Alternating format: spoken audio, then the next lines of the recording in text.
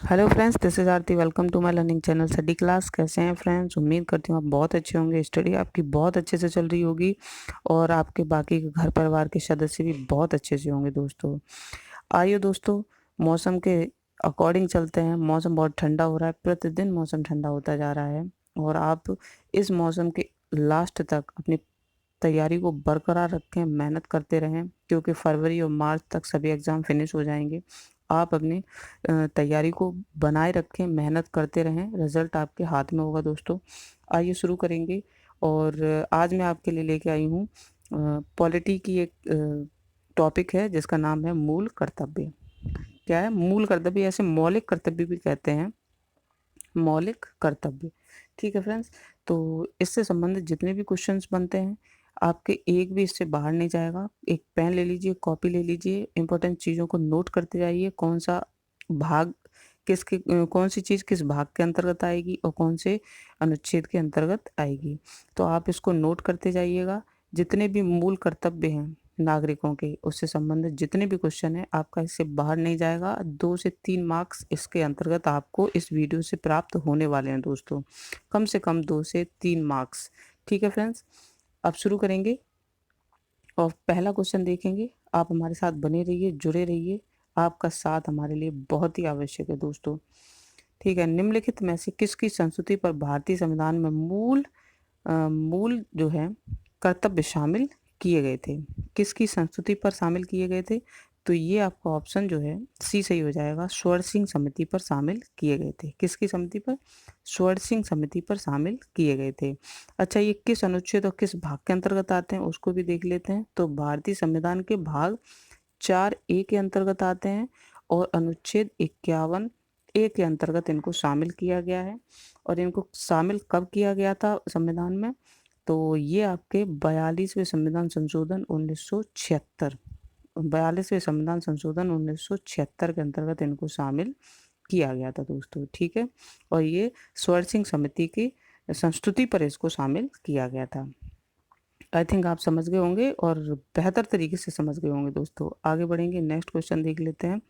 भारत के संविधान के किस भाग में मौलिक कर्तव्य शामिल हैं? तो मौलिक कर्तव्य किस में शामिल है? हमने अभी अभी आपको बताया, भाग 4A के अंतर्गत इसको रखा गया है। ठीक है, आगे बढ़ेंगे, नेक्स्ट क्वेश्चन देखेंगे। किस संविधान संशोधन द्वारा भारतीय नागरिकों के लिए 10 मूल कर्तव्य शामिल किए गए हैं, ये जोड़े गए हैं? तो आपका ऑप्शन कौन सा सही हो जाएगा? डी। आपके 42वां संविधान संशोधन जो है वो आपका इसके अंतर्गत आपके 1976 में इनको संविधान में जोड़ा गया था। तब आपके मूल जो कर्तव्य थे वो कितने थे? 10 थे। कितने थे फ्रेंड्स? 10 मूल कर्तव्य थे। लेकिन इस समय वर्तमान में आपके मूल कर्तव्यों की संख्या 11 है। और 11 कब हुई है और कब ये एक जो जोड़ा गया है वो कब जोड़ा गया है? तो ये आपका जोड़ा गया है 86वां संविधान संशोधन 2002 के तहत। ठीक है फ्रेंड्स, 86वां संविधान संशोधन 2002 के तहत इसको जोड़ा गया है। आगे बढ़ेंगे और नेक्स्ट क्वेश्चन देखेंगे। 42वें संविधान संशोधन के 10 आचार आदेशों का को किस नाम से जाना जाता है? किस नाम से जाना जाता है? 42वें संविधान संशोधन के 10 आचार आदेशों को किस नाम से जाना जाता है? तो ऑप्शन जो होगा इसका बी सही हो जाएगा, मौलिक कर्तव्यों के नाम से। किसके नाम से? मौलिक कर्तव्यों के नाम से इसको जाना जाता है। आगे बढ़ेंगे, नेक्स्ट क्वेश्चन देखेंगे। मौलिक मौलिक कर्तव्यों से संबंधित निम्न में से कौन सा कथन सही नहीं है? तो कौन सा कथन है जो सही नहीं है? और तो इसमें एक ऑप्शन जो होगा वो आपका सही नहीं होगा और 3 ऑप्शन आपके गलत होंगे। तो देख लेते हैं। उन्हें परमादेश द्वारा प्रभावी बनाया जा सकता है, उन्हें संवैधानिक प्रक्रिया से ही बढ़ाया जा सकता है। तो इसका ऑप्शन जो है वो ए सही हो जाएगा। उन्हें परमादेश द्वारा प्रभावी बनाया जा सकता है, ये ऑप्शन गलत है। क्योंकि जो आपके मौलिक कर्तव्यों को परमादेश द्वारा प्रभावी नहीं बनाया जा सकता है दोस्तों।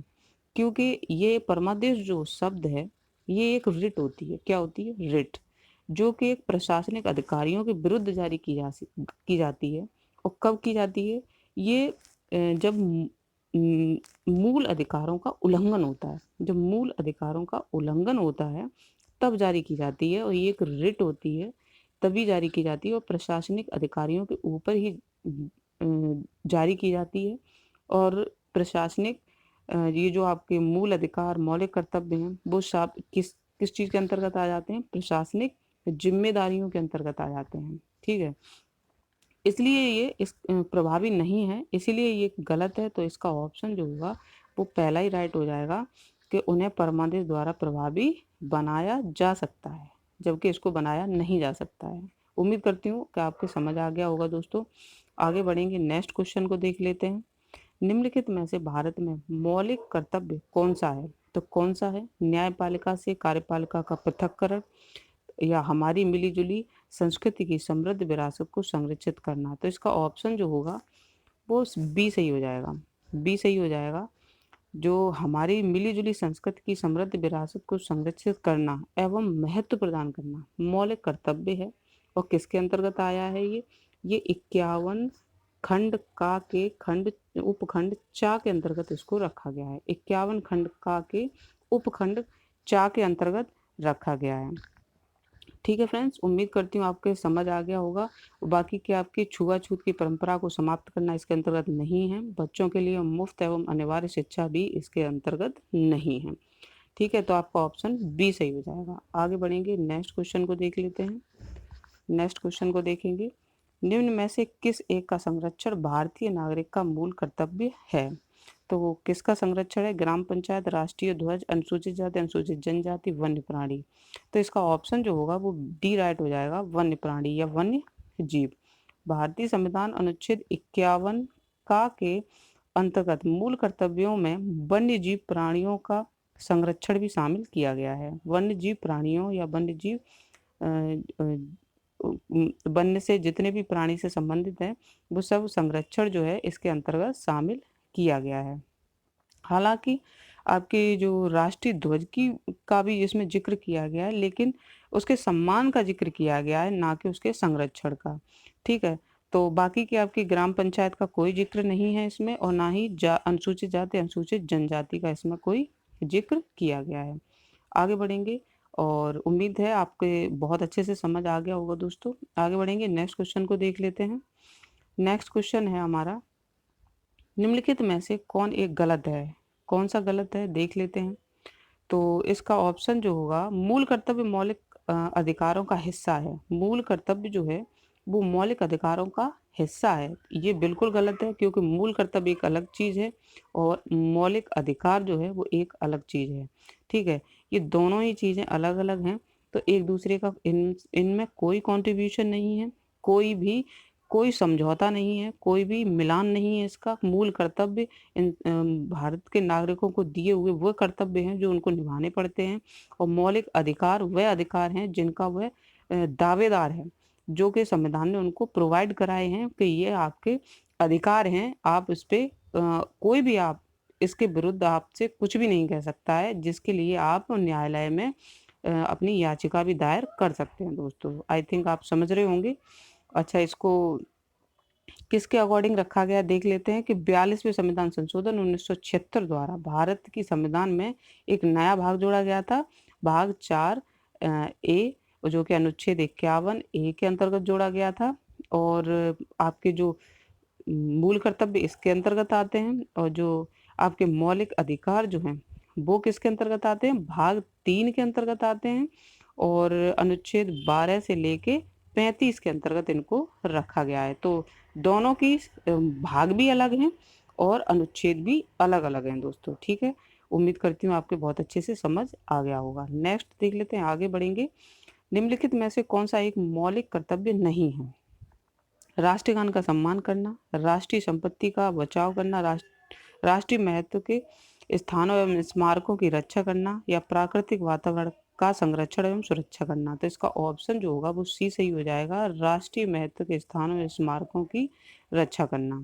ये आपके मौलिक कर्तव्यों में शामिल नहीं किया गया है। बाकी के राष्ट्रीय गान का स्मारक करना शामिल किया गया है, राष्ट्रीय संपत्ति का भी शामिल किया गया है, और प्राकृतिक वातावरण संरक्षण को भी शामिल किया गया है दोस्तों। ठीक है, तो आपके 3 विकल्प ये सही हैं, ये आपका सही नहीं है, इसीलिए ये सही है। ठीक है, आगे बढ़ेंगे और नेक्स्ट क्वेश्चन को देख लेते हैं। नेक्स्ट क्वेश्चन है, भारतीय संविधान में कितने मौलिक कर्तव्य हैं? तो कितने मौलिक कर्तव्य हैं आपके? 11, क्योंकि वर्तमान में 11 हैं, जब बना था तब 10 थे। 1976 42वें संविधान संशोधन द्वारा 10 जोड़े गए थे और इस समय आपके 11 हैं। अच्छा, 11 जो एक जो जोड़ा गया है वो कब जोड़ा गया है? वो आपका जोड़ा गया है 86वें संविधान संशोधन द्वारा 2002 के तहत। किसके? 86वें संविधान संशोधन 2002 के तहत इसको शामिल किया गया है दोस्तों। ठीक है, आगे बढ़ेंगे और नेक्स्ट क्वेश्चन, उम्मीद करती हूँ आप बहुत अच्छे से समझते जा रहे होंगे और नोट भी करते जा रहे होंगे। आगे बढ़ेंगे और नेक्स्ट क्वेश्चन देखेंगे, निम्नलिखित में से कौन सा तत्व भारतीय संविधान के भाग 4A मूल कर्तव्यों में वर्णित नहीं है? तो राष्ट्रीय ध्वज का आदर करना तो वर्णित है। भारत के सभी लोगों के मध्य भाईचारे का भाव विकसित करना ये भी वर्णित है। अपने माता पिता एवं गुरुओं का आदर करना ये वर्णित नहीं है। हमारी समग्र संस्कृति की मूल्यवान धरोहर की रक्षा करना ये भी आपका, इसका भी उल्लेख मिलता है, लेकिन आपके अपने माता पिता एवं गुरुओं का आदर करना ये मूल कर्तव्यों में शामिल नहीं किया गया है। ठीक है फ्रेंड्स, आगे बढ़ेंगे। नेक्स्ट क्वेश्चन तथा लास्ट क्वेश्चन डिस्कस करेंगे। भारतीय संविधान के अंतर्गत निम्नलिखित में से कौन सा मूल कर्तव्य नहीं है? कौन सा मूल कर्तव्य नहीं है भारतीय संविधान के अकॉर्डिंग? तो लोक चुनाव में मतदान करना, यही आपका ऑप्शन सही हो जाएगा।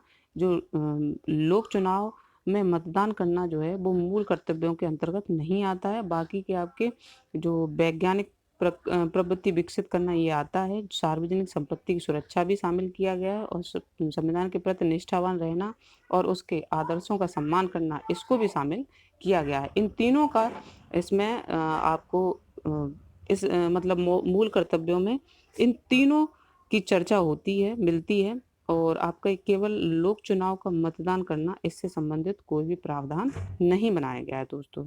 ठीक है, तो ये था एक छोटा सा वीडियो। उम्मीद करती हूँ आपको पसंद आया होगा। यदि आपको पसंद आया हो तो लाइक, सब्सक्राइब, शेयर, कमेंट करना ना भूलें और इसी प्रकार हमारे साथ जुड़े रहें, बने रहें। आपका साथ हमारे लिए बहुत ही आवश्यक है। और सर्दियों का मौसम जब तक ख़त्म होगा सभी एग्ज़ाम फिनिश हो जाएंगे और रिजल्ट भी आपके हाथों में होगा दोस्तों। तो अगर आपको पसंद आया होगा तो आप उसे लाइक, सब्सक्राइब ज़रूर करें। Thank you so much.